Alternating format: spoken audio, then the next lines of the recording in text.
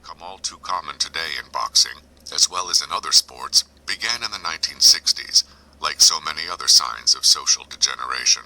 When Muhammad Ali became heavyweight champion in 1964, it marked the end of the era when boxers simply did their job, collected their money, and went home, usually after a few brief words. What about the quality of the fighters themselves? There have been great fighters in both earlier and later times. Mike Tyson's one-round knockouts electrified many boxing fans, but Joe Louis still holds the record for one-round knockouts in heavyweight championship fights. The only way you can be sure who hit harder would be to be on the receiving end of their punches, and none of the boxing pundits ever agreed to do that.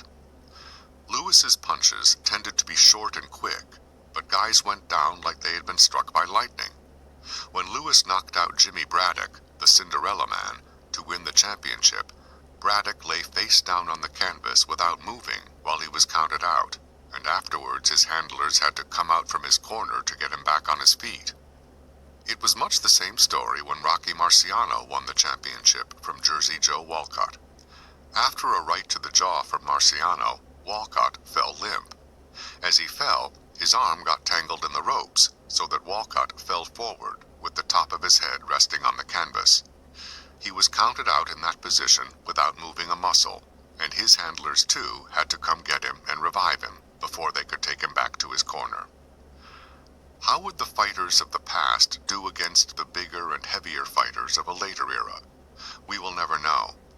What we do know is that Rocky Marciano, who was strictly a knockout fighter, never fought as heavy as 190 pounds, and Joe Louis was at his best at no more than 200 pounds. It is much easier to compare the referees. The old-timers didn't keep issuing warning after warning for round after round. They penalized violations. More lax officiating may be why so many fights in recent times have had so many clinches and so much wrestling and dirty fighting.